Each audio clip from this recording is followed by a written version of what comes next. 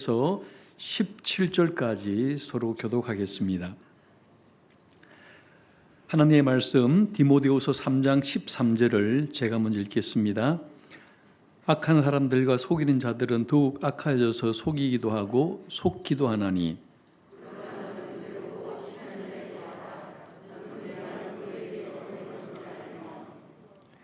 또 어려서부터 성경을 알았나니 성경은 능히 너로 하여금 그리스도 예수 안에 있는 믿음으로 말미암아 구원에 이르는 지혜가 있게 하느니라.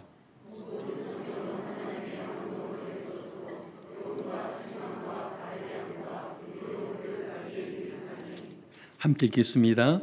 이는 하나님의 사람으로 온전하게 하며 모든 선한 일을 행할 능력을 갖추게 하려 함이라. 아멘.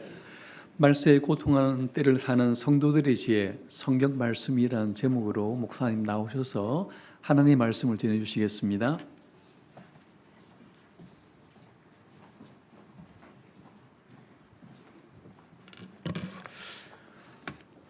사람들이 저에게 한 번씩 이렇게 물어봐요. 목사님 생각할 때 그 영국 교회가 왜 그렇게 망하게 되었을까? 여러분, 영국은 여러분이 아시는 것처럼 청교도의 그 찬란한 시대부터 400년 동안 교회가 온 세계를 정복하고 정말 교회가 얼마나 왕성했는지 몰라요. 제가 공부를 했던 에딘버러라는 지역은 그 시내 한 중심에 사거리에 교회가 네 기퉁에 다 교회가 있어서 그 사거리를 홀리코너라고 불러요. 교회가 사거리에 이제 구석구석에 다 이렇게 서로 마주보면서 교회가 네 개나 있을 만큼 굉장히 교회가 왕성하고 많은 믿는 사람들, 특별히 이제 저는 교회사를 공부하는 사람인데 교회의 역사에 영국 교회처럼 한 시기에 그렇게 탁월한 인물들이 많이 배출된 교회는 정말 드물어요. 청교도들은 어떤 특정한 몇 사람들의 탁월한 학자들이 아니라 그 시대를 살았던 대부분이 너무너무 출중하고 그 시대를 살았던 북쪽에 잉글랜드 쪽에 청교도가 있었다면 북쪽의 스코틀랜드 쪽에는 여러분과 저의 믿음의 선배들인 장로교도들 그리고 카비넌트, 언약파들이라고 불리는 사람들이 굉장히 왕성해서 그 1600년도와 1500년대와 1600년대와 1700년대 심지어 1800년대까지 400년 동안 교회가 굉장히 왕성했어요.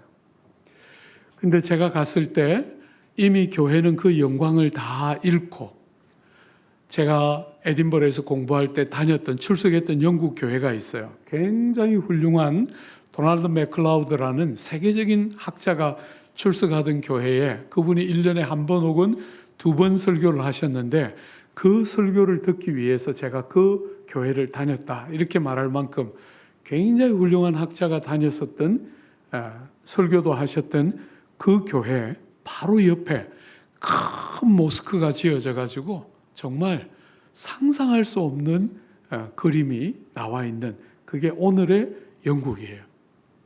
사람들은 저에게 한 번씩 물어봐요. 왜 영국이 그렇게 망했을까?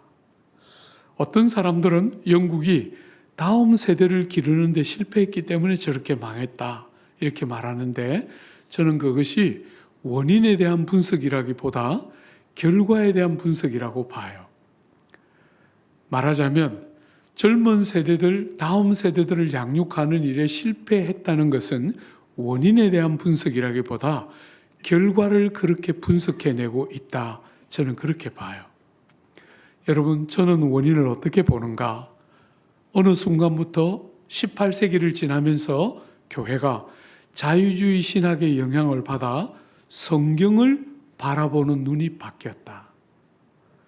이게 저는 영국 교회 그리고 유럽 교회가 저만큼 치명적으로 넘어진 핵심이라고 봐요. 성경을 뭐라고 보는가? 자유주의 신학자들은 성경을 하나님의 말씀이라고 믿지 않았어요. 사람들이 쓴 역사적인 유물처럼 보았지만 우리는 그렇게 성경을 보지 않잖아요. 그죠? 저는 오늘 조국교회, 회복과 변화가 필요한 조국교회에 뭐가 제일 필요할까 할 때 성도들의 성경을 사랑하고 성경을 헌신하는 마음의 회복이 너무 절실하다. 제가 볼 때 여러분들은 제가 처음이라서 대부분 잘 모르지만 오늘 조국교회 문제의 핵심 중에 하나는 너무나 성경을 읽는 성도가 적다. 오늘 목사님 아까 광고하시는 거 들어보니까 온 교우들이 성경 일독은 꼭 해야 된다 이렇게 말씀하셨는데 저는 우리 성도들에게 내놓고 말해요. 일독은 절대로 안 된다. 최소한 2독 이상은 해야 한다. 제가 늘 우리 성도들에게 바가지를 긁어대는 제목이에요. 그리고 우리가 이제 학기가 시작되다가 방학이 되면 그 방학 때 여름은 조금 짧고 겨울은 조금 길기 때문에 여름에는 주로 신약과 시가서를 읽히고 겨울은 주로 구약을 읽히게 되는데 그럴 때 약 한 1000명 전후의 성도들이 성경을 읽었다 하고 내고 나면 우리가 많은 전후에 굉장히 가벼운 선물 그거 주는데 보통 한 1000명 정도가 다 가요. 근데 제가 하여튼 늘 우리 성도들에게 1000명보다 더 많아야 된다. 늘 이렇게 바가지를 긁어대요. 사랑하는 여러분, 오늘 여러분과 다루고 싶어하는 이 주제는 결정적인 주제다. 유럽의 교회들이 무너지게 했던 주제가 성경을 어떻게 대했는가 하는 것이 핵심적인 저는 영국 교회와 유럽 교회 망하는 것의 핵심은 성경을 하나님의 말씀으로 받기를 어느 순간부터 거부하기 시작했을 때 교회는 회복이 불가능할 만큼 무너졌다. 사랑하는 여러분, 그런 문제의식을 가지고 한번 오늘 본문에서 성경은 성경을 뭐라고 말하나? 여러분이 생각하는 나는 성경을 이런 책이라고 믿어 이런 거 말고 그건 하나도 중요한 게 아니에요. 그죠? 성경이 성경을 뭐라고 말하나? 사랑하는 여러분, 우리가 일부 예배 시간에 우리가 사는 지금이 말세다. 그리고 말세의 특징은 많은 고난과 어려움과 시련이 있는 때다. 이렇게 우리가 말세를 보았죠. 그죠? 그 연장선에서 한번 보십시오.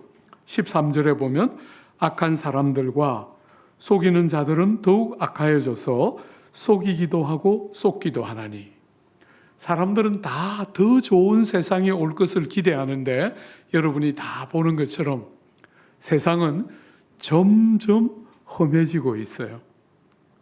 그죠? 어느 나라를 가도 똑같아요. 여러분이 외국 갈 기회가 한 번씩 있으시겠지만 외국 나가보면 대한민국이 탑5 안에 들어요. 어디를 가도 이렇게 안전한 나라는 없습니다. 저녁에 여성이 혼자 저녁에 이렇게 슈퍼를 가거나 거리를 걸을 수 있는 나라는 정말 몇 나라가 안 돼요. 그런데 한국은 요즘 조금씩 험해지고는 있어도 아직까지는 안전한 사회죠. 그죠? 미국 같은 데는 여러분들이 무슨 물건을 하나 사려면 몰까지 차를 몰고 가야 돼요. 한국은 샌들 신고 5분만 가면 여러분 원하는 거 다 있어요. 그죠? 이런 나라는 정말 더불어요. 이렇게 대중교통이 편리한 나라는 많지가 않아요. 전철을 타고 버스를 타고 어디든지 원하는 대로 갈 수 있는 나라는 세상에서 그렇게 많지가 않습니다. 굉장히 한국이 우리가 생각하는 것보다 비약적으로 컸는데 사랑하는 여러분, 그럼에도 불구하고 여러분이 느끼는 것처럼 더 악해지고 더 어려워지고 더 흉악해지고 더 아픈 일이 많아지고 있는 게 우리의 경험이죠. 그죠? 그리고 기후도 어지간히 선을 넘었다. 이제 사람이 손을 댈 수 있는 선은 이제 넘어가고 있다. 이런 느낌이 약간 들어요. 여러분, 이런 시기에 악한 사람은 더 악해지고 속이려고 하는 사람들은 더 많이 속이고 하는 이런 시대에 여러분과 저에게 뭐라고 말하고 있습니까? 14절에 그러나 너는 배우고 확신한 일에 거하라. 사랑하는 여러분, 진리를 다 붙들고 끝없이 상대화시키면서 많은 사람들이 길이 하나밖에 없다 이러면 우리를 굉장히 좁은 사람으로 취급하고 보편화시키고 모든 데 길이 있고 어디나 무엇이든 다 좋다. 기독교도 좋은 종교 중에 하나고 다른 종교도 그렇게 존중해야 된다. 이렇게 가르칠 때 여러분 죄송하지만 그 주제에서는 여러분이 절대로 사람들의 평가를 두려워해서는 안 돼요. 길은 하나밖에 없고 우리가 배우고 확신한 일에 딱 거하면서 정말 비가 불고 창수가 날 때 무너지지 않을 반석 위에 집을 지어야 해요. 세상은 듣기에 좋은 길이 어디나 다 있고 이쪽도 길이고 저쪽도 길이고 기독교도 한 길이고 다른 종교도 한 길이라 그러지만 절대로 성경은 그렇게 말하지 않아요.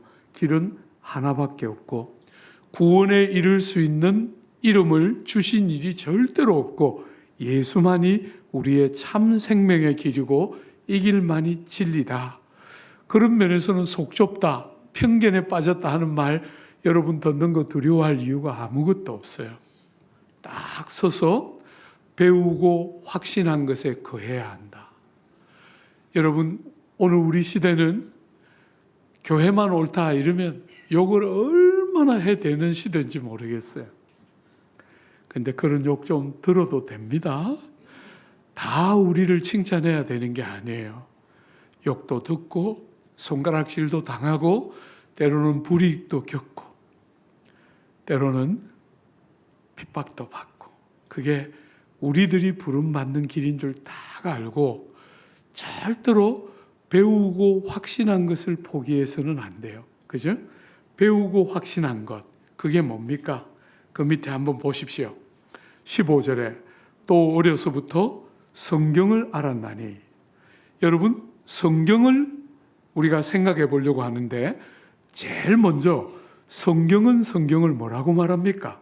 여러분 15절에 보면 성경은 능히 너로 하여금 그리스도 예수 안에 있는 믿음으로 말미암아 구원에 이르는 지혜가 있게 하느니라.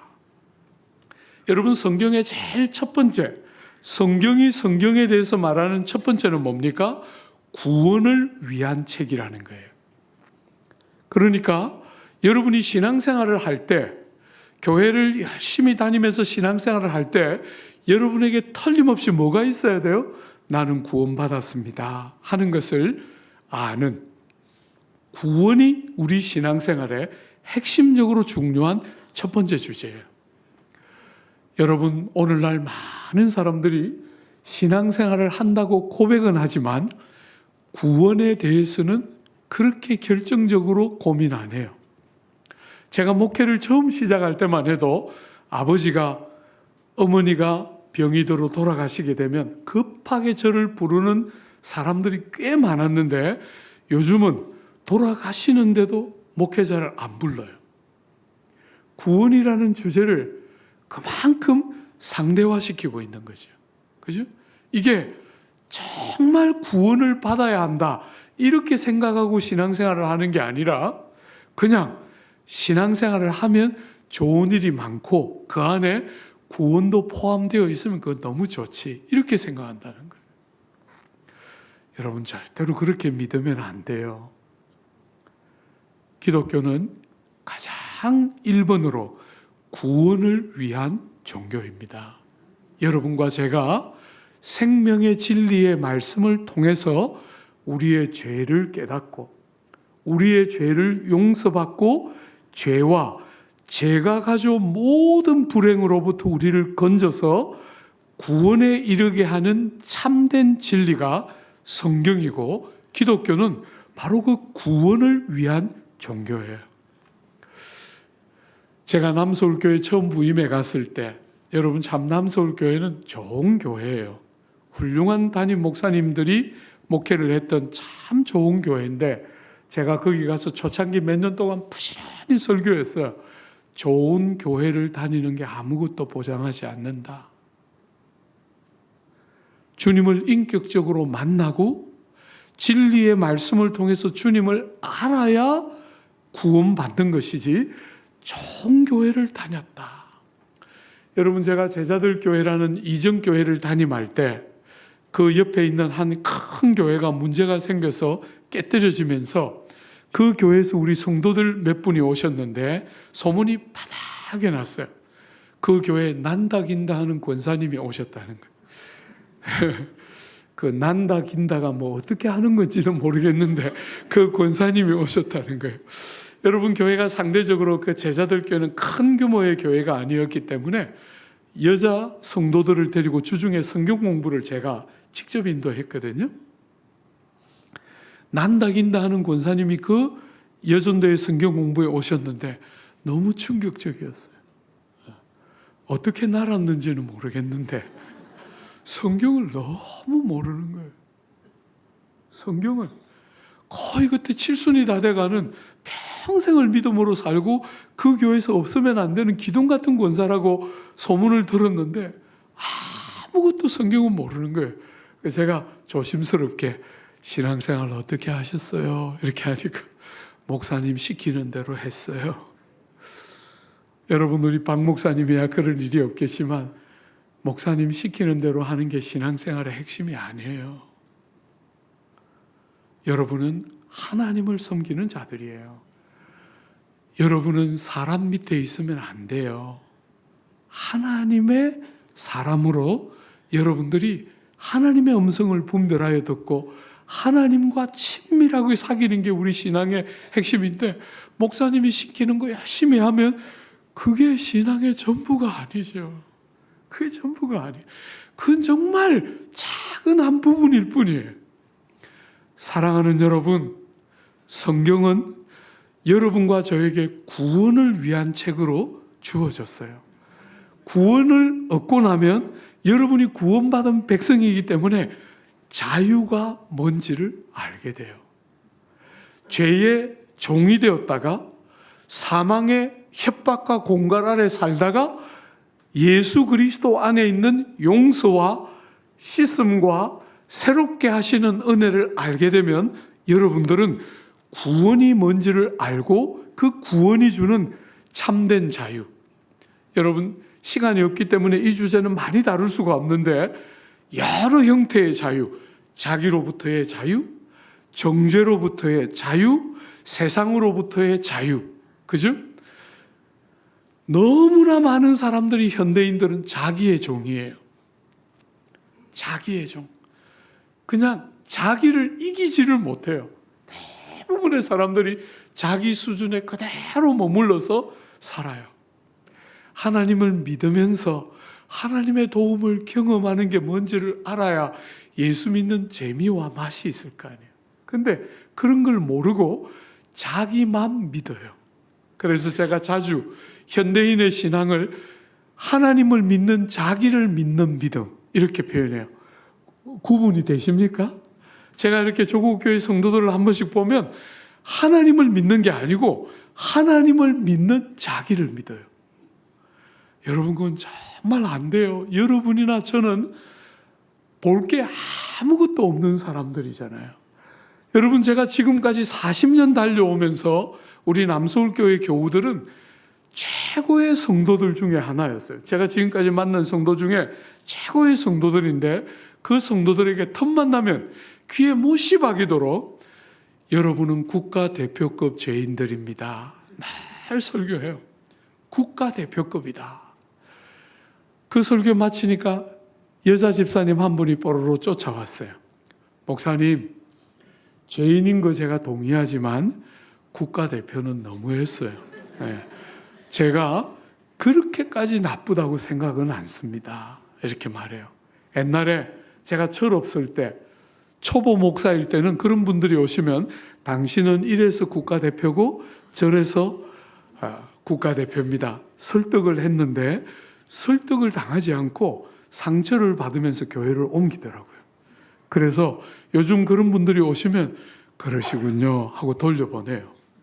그리고 다시 본당에 이 강단에 서서 간혹 아니라는 분도 계시지만 여러분들은 죄에 가난한 한 나라를 대표하고도 남는 국가대표들입니다. 다시 못을 꽝꽝 박아요. 틈나는 대로. 한 번씩 성도들이 약간 개면적인 표정으로 제가 국가대표잖아요. 이러고 지나가요. 예. 진짜로 믿는지는 모르겠어요. 예. 여러분, 대부분 이번에 여러분들을 처음 뵙고 상대적으로 착해 보이긴 해요. 그래도 속지는 않습니다. 여러분들도 다 국가대표들이에요. 죄에 가난한 한 나라를 대표해도 손색이 없고, 제가 우리 그 착한 성도들에게 자주 여러분이 생각하는 것보다 훨씬 나쁜 사람들입니다. 늘 제가 설교해요. 여러분이 생각하는 것보다 여러분들은 훨씬 더 나쁘고 망가져 있습니다.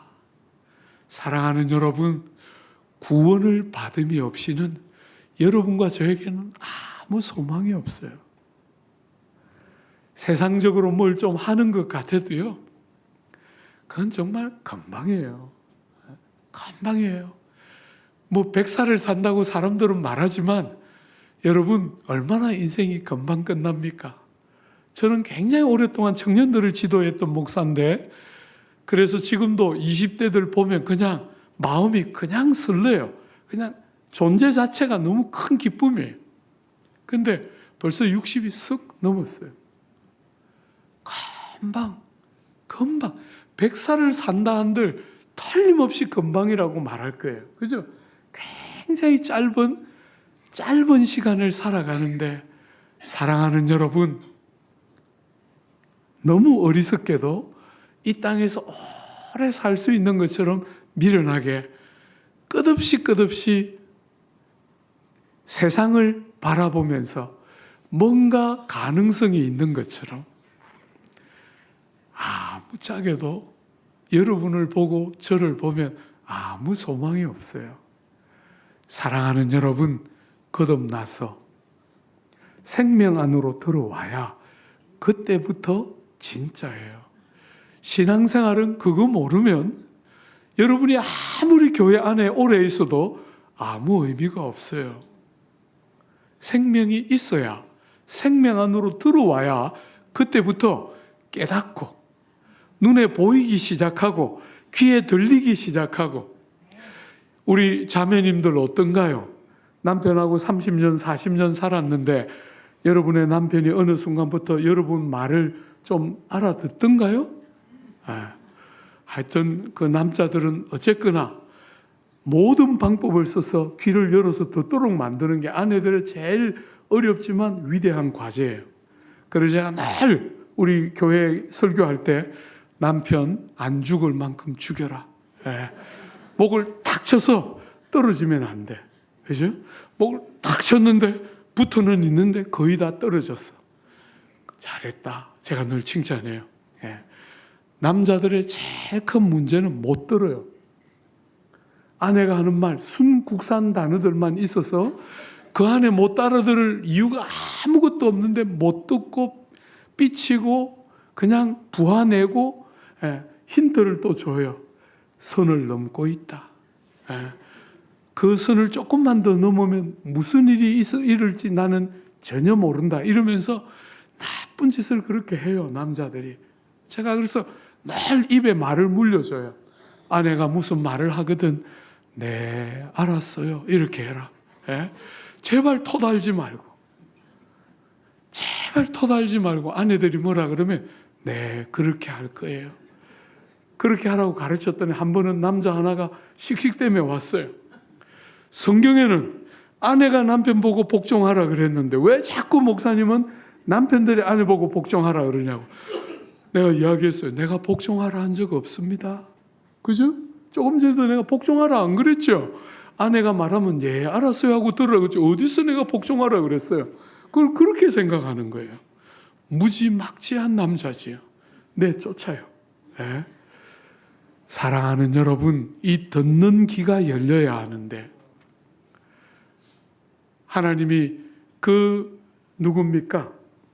요즘 이렇게 참 단어가 생각이 안 나가지고 요한복음 3장에 니고데모가 예수님을 찾아왔을 때 말씀하셨잖아요. 그죠? 다시 한 번 더 태어나지 않으면 천국을 볼 수 없느니라. 교회를 아무리 다녀도 천국이 안 보인다는 거예요. 설교를 아무리 들어도 안 깨달아진다는 거예요. 왜? 생명이 없기 때문에. 거듭나지 않으면, 구원을 받아 거듭나지 않으면 전혀 드러나 깨달을 수 없고 보나 보이지 않는 신앙생활을 하게 된다는 거예요. 그러나 구원을 받고 거듭나면 들리기 시작하고 보이기 시작한다는 거예요. 깨달아지기 시작하는 것이지. 사랑하는 여러분, 그 일을 뭐가 합니까? 성경이 주되게 한다는 거예요. 하나님의 성령이 사람에게 생명을 전달해 주실 때 가장 주되게 생명의 말씀을 성령이 사용하시면서 사람을 거듭나서 참된 생명 안으로 들어오게 하는, 모든 생명은 시간이 흐르면 쇠하고 썩고 부패되는데 주님이 주시는 생명은 영생이라고 부르면서 세월이 갈수록 깊이가 더해지고 온전해지고 깨달음이 더해지고 나이를 먹으면서 건강과 겉사람은 쇠하여지지만 우리 속사람은 더 온전해지는 진짜 생명을 성경을 통해서 하나님은 우리에게 주신다는 거예요. 그렇게 거듭나고 나면 여러분과 저에게 성경이 뭐합니까? 오늘 이거 더 핵심적으로 볼 텐데요. 한번 보십시오. 이렇게 구원을 딱 주고 나면 거듭난 성도들에게 성경은 뭘 합니까? 16절에 모든 성경은 하나님의 감동으로 된 것으로. 여러분, 여기 감동이라는 말은 다르게 말하면 호흡, 생기 이렇게 번역할 수 있어요. 성경은 하나님의 호흡이 들어있어요. 호흡은 들숨과 날숨으로 구성되잖아요. 그죠? 그것처럼 성경에는 하나님의 호흡이 담겨 있어요. 들숨과 날숨처럼 하나님이 이 성경을 하나님의 감동으로 만드셔서 이 하나님의 말씀이 오류나 실수가 없도록 딱 보존해서 성경을 읽을 때 하나님의 뜻과 생각과 들숨과 날숨을 깨달을 수 있도록 주님의 그 영감된 진리의 말씀을 그저 기록된 문서나 책에 불과한 것이 아니라 이 기록된 말씀이 살아계시는 하나님의 음성처럼 우리의 귓전에, 우리의 마음 귀에 들려지도록 하나님이 성령의 감동, 성령의 호흡을 불어넣음으로 우리에게, 오늘 성경을 읽는 우리에게 하나님의 말씀이 들려지는 것처럼 읽도록 주신 책이 성경이라는 거예요. 사랑하는 여러분, 성경은 하나님의 말씀이에요. 바울이 데살로니가 교회를 칭찬하면서 그 데살로니가 교회는 생긴 지 얼마 되지도 않는 교회인데도 어떻게 하나님의 말씀을 들었어요? 너희가 하나님의 말씀을 들을 때 사람의 말로 받지 아니하고 하나님의 말씀으로 받으니 참으로 그다하다. 그게 데살로니가 성도들을 향한 바울의 칭찬이었어요. 사랑하는 여러분, 여러분들은 그냥 한 편의 설교를 듣고 있는 것이 아니에요. 그죠? 예. 여러분은 설교자를 통하여 여러분을 찾아오시는 주님의 음성을 듣기를 사모하며 들어야 하겠지요. 목사로서 40년 이 길을 달려왔는데 설교를 앞두고 있을 때가 제일 스트레스가 만땅이에요. 제가 공부한 것을 여러분에게 발표하는 시간이면 그렇게 스트레스 안 받았을 거예요. 40년 한 거니까. 그죠?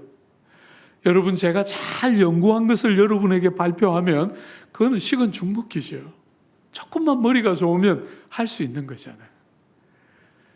그게 아니라 여러분들이 하나님의 음성을 듣도록 설교를 하려고 하니까 설교는 정말 평생 달려왔는데 40년을 했는데 설교를 앞두고 있으면 스트레스가 얼마나 많은지 몰라요. 그래서 이렇게 여러분들 오늘 이제 집회가 끝났는데 집회 끝나고 집에 딱 가면 잠을 못 잘 때가 되게 많아요. 이게 계속 돌아가는 거죠.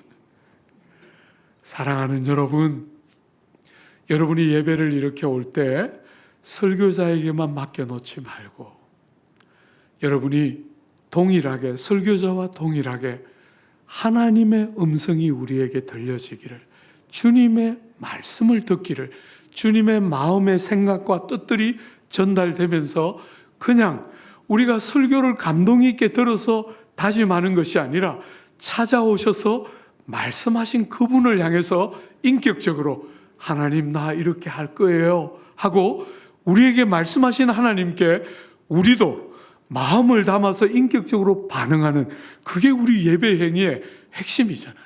그죠? 그런 하나님의 말씀, 이 성경이 영감되어 있는 하나님의 말씀이다, 이렇게 말하면서 이 말씀을 어떻게 써야 하는지 4가지로 설명하고 있어요. 한번 보십시오. 하나님의 감동으로 된 것으로 교훈과 책망과 바르게 함과 의로 교육하기에 유익하니. 여러분, 이 성경은 하나님의 말씀이기 때문에 여러분에게 4가지 형태의 유익을 끼친다는 거예요. 한글 성경 그냥 이렇게 쭉 붙여놨지만 원문에는 전치사를 전부에 붙여놨어요. 교훈과 할 때 전치사가 붙어 있고, 책망과 할 때 또 전치사가 붙어 있고, 바르게 함과 할 때 또 전치사가 붙어 있고, 의로 교육하기에 유익하다 할 때 이 의로 교육하기에도 전치사가 붙어 있어요. 그러니까 보통은 전치사는 한 번만 쓰고 나머지는 쭉 붙여서 말하는데, 바울이 이 글을 쓸 때 얼마나 이 4가지를 다 강조하고 싶었는지를 우리가 알 수 있도록 글을 써놓은 거예요. 성경은 여러분과 저에게 우리가 믿어야 할 진리가 무엇인지를 교훈하는 일에 유익하다는 거예요. 여러분과 제가 성경을 통하지 않으면 뭘 믿는지를 알 수가 없어요. 여러분, 제가 고2 때 처음 교회를 나갔는데, 제가 고2 때 처음 교회를 갔던 그 교회는 통합측 교회였는데 기도를 정말 어마무시하게 많이 하는 교회였어요. 그래서 저도 교회를 딱 그 교회 갔을 때 기도합시다 이러면 보통 한 2시간씩 하더라고요. 처음 교회 가서 정말 죽는 줄 알았어요. 기도합시다 이러면 와, 2시간을 또 어떻게 버티나. 그런데도 어쨌거나 교회를 처음 갔을 때 기도를 그렇게 배웠으니까 기도가 그냥 밥 먹듯이 기도했는데, 성경은 기도는 그렇게 열심히 했는데 성경은 진짜 한 장을 제대로 마음을 잡고 읽어본 적이 없는 거예요. 그렇게 신앙생활 4년 하다가 서울에 이렇게 대학을 진학하면서 올라왔는데, 서울에 와서 너무 큰 충격을 받고 그때부터 성경을 읽기 시작했어요. 그게 여러분, 제 생을 완전히 뒤집었던 사건이에요. 저는 누구 설교를 듣고 영향을 깊이 받아서 바뀐 사람이 아니고 성경을 읽기 시작하면서 눈이 바뀌기 시작했어요. 하루에 2시간씩 꾸준히 대학을 졸업할 때까지 하루에 2시간씩 성경 읽고 약 30독 조금 못하고 대학을 졸업했어요. 여러분, 제가 목사를 하니까 목사님은 그러니까 신학을 공부하셨으니까 그렇게 이렇게 생각하면 안 돼요. 그때 제가 정치외교학을 공부할 때였습니다. 대학 학부 4년 동안 정치외교학 공부할 때 그때 하나님 마음에 큰 도전 주셔서 마음에 딱 결심하고 내가 정치를 공부하지만 성경에 근거한 정치가가 돼야 되겠다는 부름을 느꼈기 때문에 열심히 성경을 전공처럼 공부했어요. 사랑하는 여러분, 성경은 여러분과 제가 뭘 믿어야 하는지를 가르쳐주는 그 일에 너무너무 유익하고 요긴한 책이에요. 많은 사람들이 믿는다고 말을 하는데 설명을 못해요. 사랑하는 자녀들이 질문하면 대답을 못해요. 부모들이 다 얘야 믿음이 제일 중요하다 말은 하면서도 자녀들이 그 인생의 중요한 시기들마다 질문하는데 대답을 못해요. 왜? 성경을 읽지 않으니까. 성경을 읽으면 그 성경이 자녀들이 하는 질문을 대답할 수 있도록 우리가 뭘 믿는지를 교훈해 주기 때문에 우리가 깨달을 수 있게 돼요. 사랑하는 여러분, 여러분의 신앙생활은 여러분이 깨달은 말을 열어서 사람을 돕고 세울 수 있어야 그게 제대로 예수를 믿는 거예요. 성경을 딱 펴서 여러분들이 누군가에게 깨달은 말씀으로 사람들의 영혼을 만지고 격려할 수 있을 때 그게 제대로 신앙생활 하는 거예요. 주일날 한 번도 안 빠졌습니다. 너무 고마운 거지만, 너무 잘한 것이지만 그게 여러분의 신앙생활의 전부이면 절대로 안 돼요. 성경을 열어서 다른 사람이 깨달을 수 있도록 도와야 여러분이 제대로 신앙생활을 하는 거예요. 부탁합니다. 1도가 안 됩니다. 목사님은 여러분들을 사랑하고 아끼니까 1독만 요구하지만 저는 절대로 안 돼요.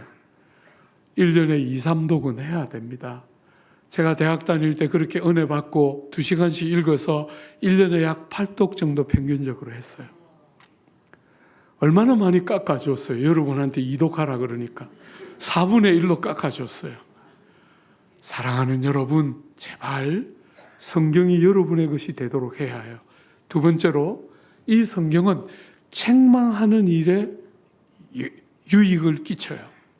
여러분, 성경을 여러분이 열 때 참 놀라운 것은 성경을 열기 전에는 여러분이 어떤 사람인지가 잘 안 보여요. 잘 안 보입니다. 이 사람하고 비교하면 이 사람이 이것은 나보다 낫고 저것은 못하고 늘 상대적인 비교만 하고 살다가 성경을 딱 열면 절대자이신 하나님 앞에 딱 서서 여러분이 보이기 시작합니다. 여러분이 정말 어떤 사람인가? 세상이 가지고 있는 그 상대적인 기준, 돈, 지위, 공부, 능력, 이런 상대적인 기준이 아니라 하나님 앞에 딱 설 때 비로소 여러분이 벌거벗은 그대로의 모습으로 딱 보여요. 사랑하는 여러분, 그렇게 여러분이 벌거벗은 모습으로 딱 보일 때 뭐가 깨달아지는 거죠? 죄와 무자격함과 얼마나 하나님의 기대에 못 미치고 있는지가 여러분이 말씀에 딱 서는 순간에 이렇게 딱 드러나서 보이게 돼요. 그러면 그때 비로소 처음으로 여러분의 인생에 어떤 일이 일어나냐면 내면이 깨뜨려져요. 여러분, 제가 목회를 하면서 제일 마음 아픈 사람이 뭐냐면 내면이 깨어지는 게 뭔지를 모르는 사람이에요. 내면이 깨뜨려집니다. 진리의 말씀은 세상처럼 힘을 가지고 강제하고 협박하고 공갈하고 불이익을 내세우면서 협박하고 공갈하는 그런 게 아니라 깨달음을 통해서 여러분들이 보이는 거예요. 진리의 말씀을 딱 열 때 여러분의 본성과 여러분의 어떠함이 이렇게 딱 생명의 말씀 안에 딱 드러나서 보이면서 그때 비로소 여러분의 내면의 깨어짐과 상함이 생기게 돼요. 보석 같은 것이죠. 그죠? 보석 같은 거예요. 여러분이 너무너무 어리석어서 사람들은 그게 얼마나 중요한지를 모르고 많은 사람들이 나는 잘 살아왔다. 이것이 자기 인생의 성공이라고 생각해요. 너무너무 어리석은 거죠. 여러분, 그게 성공이 아닙니다. 여러분이 여러분을 어떻게 생각하느냐가 성공이 아니에요. 제대로 봤으면 모르겠는데 제대로 안 보고 스스로에 대한 엉터리 같은 확신을 갖는 것은 여러분의 삶을 불행하게 하는 거예요. 사랑하는 여러분, 여러분의 삶에 깨뜨려짐이 딱 일어나면 어떤 일이 생기지요? 여백이 만들어집니다. 여백. 세상 사람들은 전부 자부심 갖고 사는데 여러분과 저는 그런 쓸데없는 자부심이 아니라 딱 깨어지고 나면 내가 이렇게 죄인이구나, 내가 이렇게 모자라는 사람이구나 하는 것이 딱 느껴지면 여백이 생깁니다. 내면에 여백이 생겨서 다른 사람들을 받아들일 공간이 만들어지는 거예요. 공간이. 내면이 깨어지고, 여러분, 그 책망을 통해서, 성경이 가지고 있는 책망이라는 기능을 통해서 우리가 딱 내면이 깨어지면 어떻게 되지요? 뉘우치고 돌이키게 됩니다. 다시는 그렇게 살지 않아야지 하고 뉘우치고 돌이키게 돼요. 여러분, 세 번째로 이 하나님의 말씀이 하는 중요한 유익 중에 하나는 여러분과 저를 바르게 해요. 뉘우치고 깨달은 우리에게 우리를 바르게 교정하고 회복시켜서 잘하고 성숙하게 하는 이 일을 누가 한다고요? 말씀이 한다는 거예요. 여러분의 눈이 열려서 여러분이 깨때려지고 뉘우치고 돌이키고 하는 과정이 있어야 사람들은 비로소 변화가 되고 자라고 성숙하는 거잖아요. 그냥 그런 거 아무것도 없이 우리 예수님은 죄인인 우리를 위하여 십자가에 달려 돌아가셨는데 내가 좋고 훌륭하고 탁월하고 또 좋고 훌륭하고 탁월하고 이렇게만 자라는 게 자람이 아니잖아요. 아들 하나님이 왜 돌아가셨는지가 보여야 할 거 아니에요. 우리의 죄가 얼마나 종교적인 개념이 아니라 우리의 삶의 실제적인 부분을 말하고 있는지가 깨달아지는 거잖아요. 그죠? 깨어지면서 내가 이런 존재구나. 세상 사람들 다 한번 보세요. 뭘 조금만 이루면 내가 이런 사람입니다. 다 이렇게 하잖아요. 그죠? 그런데 성도들은 여러분 성경에서 성도들을 한번 봐요. 바울은 성경이 기억하는 제일 위대한 하나님의 일꾼인데 바울이 신약 성경에서 누군가 자기와 누군가를 비교한 본문 보신 적 있어요? 제가 보니까 3개 정도 있더라고요. 3개 정도. 바울이 제일 먼저 누구랑 비교한 게 고린도전서 15장 그 위대한 부활장에 자기와 12 사도를 비교하면서 사도들 중에 제일 모자라는 사도하고 자기를 표현했어요. 그 고린도전서는 상대적으로 초기에 쓰여진 서신인데 후기에 쓴 감옥에 갇혀서 3차례의 선교여행을 다 마치고 후기에 썼던 에베소서에 가면 바울이 어떻게 자기를 표현하느냐면 모든 성도들 중에서 지극히 작은 자보다 더 작은 나에게. 사랑하는 여러분, 바울같이 위대한 하나님의 일꾼이 그것도 초기 서신이 아니라 후기 서신에 자기를 표현하기를 모든 성도 중에서 지극히 작은 자보다 더 작은 나에게, 여러분과 저 같은 사람보다 자기가 더 못하다는 거예요.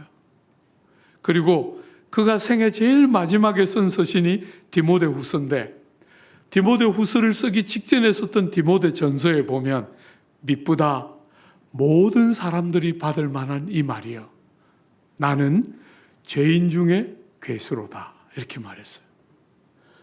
영어로 좀 죄송합니다. 우리 선배님들 계신데 I am the worst. 죄 중에 내가 제일 악하고 제일 나쁜 사람이다. 이렇게 자기를 표현하고 있다는 거예요. 사랑하는 여러분, 여러분이 믿는 기독교는 여러분으로 하여금 바울이 자기를 말하게 하는 방식으로 말하게 하고 있습니까? 어떤 사람들은 이 본문을 가지고 쉽게 바울은 참 겸손하다 이렇게 말하지만 저는 절대로 그렇게 말하고 싶지 않아요. 우리가 겸손하다 할 때 그 겸손은 유교의 영향을 오랫동안 받았기 때문에 한국 사람들이 생각하는 겸손은 자기를 낮추고 자기를 낮추면 옆에 사람들이 놀라면서 저렇게 실력이 출중한 사람이 겸손하기까지 하구나 하면서 막 박수를 보내는 그게 세상이 생각하는 겸손이잖아요. 그래서 저는 이런 표현을 겸손이라고 절대로 표현하지 않아요. 저는 바울이 겸손을 부렸다고 생각하지 않아요. 이렇게 훌륭한 인물이 겸손하기까지 하구나 하는 것들을 기대하면서 겸손을 부렸다고 생각지 않아요. 바울은 정말 자기를 그렇게 보는 것이죠. 그게 은혜가 통치하는 새로운 질서가 만드는 성도들의 특징이에요. 은혜가 역사하는 다른 질서 안으로 들어오기 때문에 세상 사람들처럼 자기를 자랑하고 비교 우위에 자기를 두려고 하지 않고 은혜가 하신 일인 줄 알기 때문에 끝없이 내가 얼마나 무자격한 자인데 은혜가 나를 이렇게 복되게 했는지를 말하고 싶어 하기 때문에 이상하게도 이 새로운 질서를 만난 모든 하나님의 사람들은 하나같이 자기를 높이고 자랑하는 게 아니라 약점과 모자람과 실패와 허물들을 드러내게 되는 거예요. 여러분, 어거스틴 같은 교회사가 하는 가장 위대한 하나님의 사람은 어떻게 해요? 참회록을 썼어요. 참회록. 기독교의 역사에서 가장 탁월한 인물인데 그의 탁월한 인물됨에도 불구하고 그의 가장 유명한 책은 참회록이에요. 참회록. 얼마나 죄와 악이 많았나 하는 자백들을 쏟아냈어요. 여러분의 기독교는 어떻습니까? 여러분은 하나님의 생명의 말씀이 여러분에게 이르러서 죄를 책망하고 여러분의 죄가 깨달아지면서 뉘우치고 돌이키고 그 책망은 대부분 일시적으로 순간적으로 오는데 자라나는 것은 어떻게 됩니까? 변화되는 것, 바르게 되는 것은 시간이 걸리는 일정한 과정을 지나야 하는 거예요. 그죠? 여러분과 저에게 그 책망을 통해서 우리의 허물과 잘못들이 드러나면 교정하고 우리의 말을 바꾸고 표정을 바꾸고 행실을 바꾸고 습관을 들여서 교정하고 그 교정된 우리를 회복시켜내시고 창조의 목적에 맞도록 하나님이 우리를 원래 지으실 때 우리에게 기대했던 다스리는 자답도록 세상처럼 강제하고 억압하고 착취하고 빼앗는 것이 아니라 섬기고 희생하고 종이 되고 사랑하는 그런 사람이 되도록 우리를 회복시켜내고 회복시킬 뿐 아니라 때를 따라 자라고 성숙하고 변화되게 하는 것. 이것이 누가 하는 것이라고요? 말씀이 하는 세 번째 유익함 중에 하나라는 거예요. 오늘 조국교회 제가 이렇게 다녀보면 많은 사람들이 목사님 제가 너무 바뀌지 않는 것 같아요. 이런 이야기를 너무 많이 해요. 오늘 본문만 가지고 우리가 답을 해보면 뭐라고 말할 수 있겠어요? 성경을 안 읽는다. 여러분이 안 바뀌는 이유는 성경을 열지 않기 때문에. 저는 정말 그렇게 생각해요. 너무 성도들이 성경을 안 읽는다. 성경을 보려고 하지를 않는다. 목사님 너무 바빠서 아이 기르느라 너무 기진맥진해서 그러지 말고 아이 좀 제발 안고 업고 하지 말고 우리 권사님들 제발 손자 손녀 봐주지 마요. 자식들이 길러야 돼요. 그냥 네가 알아서 해라고 보내고 여러분들 성경 읽어요. 제발 좀. 자식 길렀으면 됐지. 거기다 손주까지 길러서 몸 다 망가지고 교회 봉사는 누가 해요?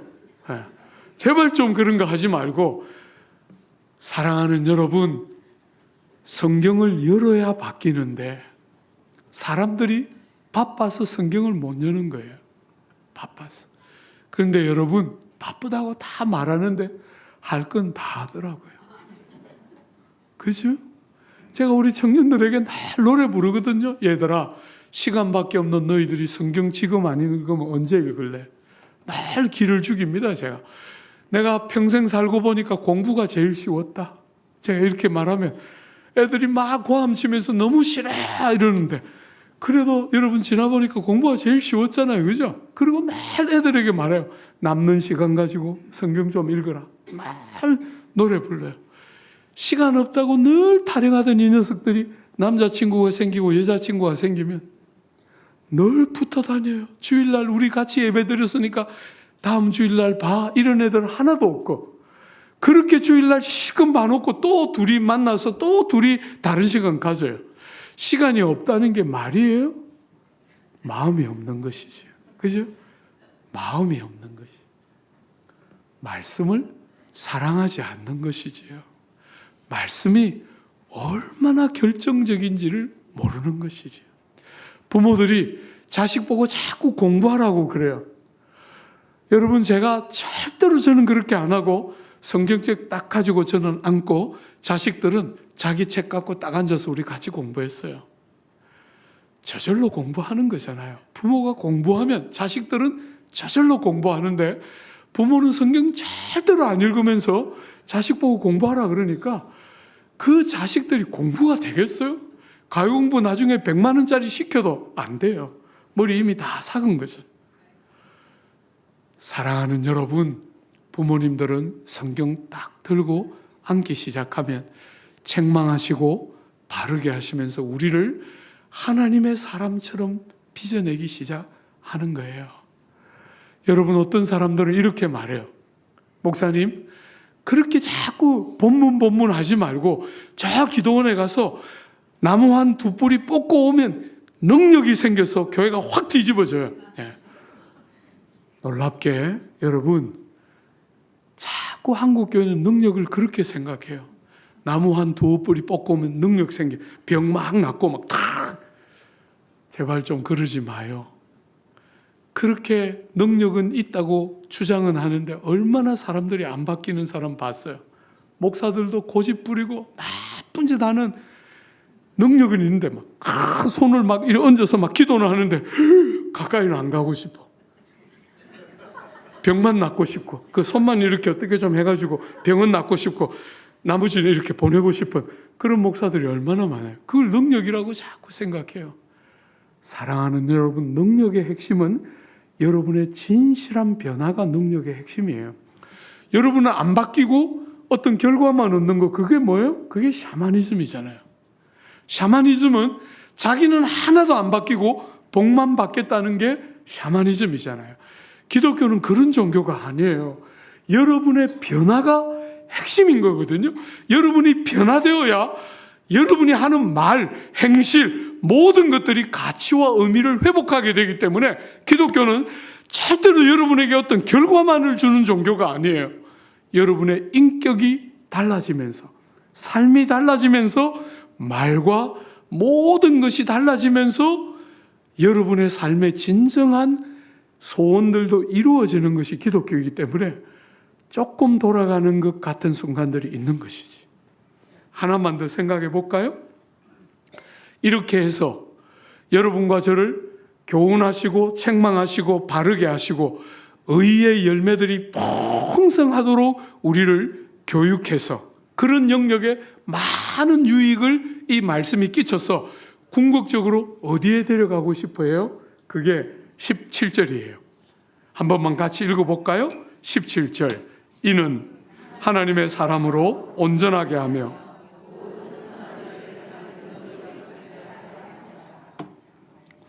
두 가지 궁극적인 목적이 있습니다. 그죠? 첫 번째, 하나님의 사람으로 온전하게 하고. 여러분, 하나님은 정말 여러분을 향한 기대가 온전한 하나님의 사람, 하나님의 이름으로 일컬음을 받는 정말 그런 사람이 되기를 원하세요. 여러분과 저를 구원하실 때 은혜로 구원하시고 자격 없는 자들을, 죄인들을 부르셨지만 주님의 궁극적인 골은 아버지의 이름에 걸맞는 온전한 사람으로 빚어내는 게 아버지의 궁극적인 타겟이에요. 그분은 포기하지 않습니다. 여러분이 적당한 지점에 머물러 있는 것을 원하지 않으세요. 정말 미친 것 같이 그분을 좋아하고 사랑하기를. 그죠? 정말 주님이 너무 좋아서 일어나도 주님 생각하고 내 인생의 제일 앞자리 그분이 앉아 계시고 주를 생각하면서 즐거워하고 주를 위해 살면서 감격하는 그런 하나님의 사람으로서 온전케 되는 거예요. 이것이 성경이 여러분과 저를 데려가고 싶어하는 궁극적인 골의 첫 번째라면 두 번째는 뭐죠? 모든 선한 일을 하는 능력을 갖추게 하는 거예요. 오늘 본문에 능력이라고 나왔어요. 그죠? 사랑하는 여러분, 능력이라고 한국교회에서 사람들이 생각할 때 기적을 행하는 힘, 또 이런저런 병이 낫는 거나 방언을 하는 것, 이런 것을 자꾸 능력이라고 생각하는데 성경은 능력을 뭐라고 불렀어요? 선한 일을 행하는 능력을 갖추는 것. 누가 한다고요? 성경이 한다는 거예요. 사랑하는 여러분, 여러분이 성경을 열면 그 성경은 여러분 바깥에 있는 능력을 하나님으로 말미암아 전달받아 능하게 하는 통로가 성경이라는 거예요. 성경이 능력을 가져다 주는 너무너무 중요한 통로인데 성경을 열지 않으니까 선을 행할 능력이 구비되지가 않는 것이죠. 그죠? 여기에 모든 선이라는 것은 여러분들이 아는 것처럼 다른 사람들에게 본이 되는 삶을 요약한 거예요. 그죠? 하나님이 성경 말씀으로 여러분을 빚고 다듬어서 어디로 데려가는 것이에요? 모든 선. 하나님이 정말 우리들에게 기대하시는 선을 행하는 일에 열심하는 모든 선을 행하는 능력을 구비한 하나님의 사람이 되도록 하는 것. 그것이 성경이 여러분과 저를 데려가고 싶어하는 궁극적인 골이에요. 여러분, 우리는 은혜로 받는 구원을 자꾸 말하기 때문에 사람들이 그 은혜로 받는 구원이 선행하고는 관계없는 구원인 것처럼 가르쳐요. 생각해요. 그렇지 않습니다. 여러분이 선을 행해서 천국 갈 수 있는 사람은 아무도 없어요. 여러분과 저는 국가대표들이기 때문에 우리의 행실과 자격과 조건과 공로로 천국 갈 수 있는 사람은 아무도 없어요. 그죠? 그래서 예수님의 공로로, 예수님의 은혜로 우리가 천국 백성이 되는 거잖아요. 아무도 조건으로, 선행을 조건으로 구원에 들어갈 자는 아무도 없지만 구원받은 모든 진실한 성도들의 삶에는 반드시 선행이라는 열매가 나타나야 돼요. 여러분, 그 선행은 조건은 절대로 아니지만 여러분이 거듭나서 생명이 있는가 아닌가는 뭘로 알 수 있어요? 열매로 그 사람을 아는 거예요. 죽어있는 나무는 열매를 맺힐 수 없는 거잖아요. 그죠? 살아있는 나무는 그 나무에 걸맞는 열매를 맺히게 돼요. 선행은 조건일 수는 절대로 없지만 모든 거듭난 성도들의 삶에는 반드시 선행이라는 열매가 맺혀지고, 주님이 마태복음 5장부터 시작되는 산상설교의 그 위대한 본문을 마무리하시면서 했던 것처럼 모든 사람들의 정상적인 상태는 열매를 가지고 분별하고 알 수 있는 거예요. 내가 주님 이름으로 귀신을 내어 쫓았습니다. 내가 주님의 이름으로 능력을 행했습니다. 내가 주님의 이름으로 예언을 했습니다. 그럴 때 뭐라 그러셨죠? 내가 너희를 도무지 알지 못한다. 이렇게 말씀하셨어요. 그런 게 여러분의 신앙생활의 증거가 아니라는 거예요. 여러분이 신앙생활을 제대로 하는 증거가 뭐라고요? 열매가 있는가 하는 것이 여러분의 신앙생활의 핵심이고, 그 열매의 핵심은 뭐예요? 선행이 있는가 하는 것이라는 거예요. 사랑하는 여러분, 코로나 3년에 많은 아픔을 겪어왔는데 그때 여러분 뭐 배웠습니까? 기회를 얻어서 분주하고 바쁘게 살던 것들을 다 올스톱하고 하나님이 이웃들을 돌아보고 아픔을 가진 사람들의 아픔을 매만지고 그들의 삶을 여러분을 통해서 복받게 하는 정말 선을 행하도록 얼마나 많은 도전을 우리가 받았는데, 코로나가 지나고 잊어버리면 절대로 안 될 거예요. 그죠? 힘써서, 제가 일부 예배 때 이웃들을 사랑하는 이야기를 할 때 이런 이야기 했어요. 우리 교회에서 제가 늘 자주 하는 설교 중에 하나인데, 자녀들에게 10개를 주고 싶을 때 10개를 다 자녀들에게 주지 말고 6개만 자녀들에게 주고 4개는 다른 자녀들에게 한번 줘봐라. 사랑하는 여러분, 선행이지요. 그죠? 전부 선행을 하는데 자기를 위한 선행을 해요. 그런 거 말고 하나님이 기뻐하시고 이웃들의 참된 유익을 위해서, 나에게도 꼭 필요하지만 내 자식에게 다 주지 않고 넉넉하지 않은 살림에도 불구하고 일정한 비율을, 내 자식에게 일정한 비율을 꼭 내가 10개를 주고 싶은데 10개를 다 자식에게 안 주고 6개만 자식에게 주고 4개를 이웃들에게 한번 흘려보내봐요. 능력이 없어서, 돈이 없어서 선을 못한다고 말하는 무수한 사람들 속에서 사랑하는 여러분, 많든 적든 일정한 비율을 꾸준히 떼서 내 자식에게 이만큼 주고 싶은데 6개는 자식에게 주고 4개는 남의 자식에게 줄 때 어떤 일이 일어나는지 한번 여러분이 보십시오. 온 세상이 자기밖에 사랑할 줄 모르는 이 미련한 세상에 바른 선이 뭔지를 알고 선한 일에 많은 열매를 맺히는 여러분 행복한 교회 모든 교우들과 교회 되시기를 기대하고 축복합니다. 우리 같이 한번 기도할까요? 하나님 앞에 우리 한번 기도하겠습니다. 우리를 찾아오시고 우리에게 생명의 말씀으로 말씀하시기를 기뻐하시는 우리 하나님, 귀한 행복한 교회 교우들 한 분 한 분 영혼과 중심을 만져서 하나님 아버지여, 이 귀한 성도들이 하나님의 생명의 말씀을 즐거이 열고 가까이 하고 오늘 본문이 말하는 그대로 이 말씀이 우리를 교훈하고 책망하고 바르게 하고 의로 교육하면서 이 자리에 모인 모든 사랑하는 주님의 백성들이 하나같이 선한 일에 열심하는 많은 의의 열매를 맺히는 복되고 귀한 성도의 삶 살아가도록 많이 복비로 주옵소서. 예수님 이름으로 기도합니다. 아멘.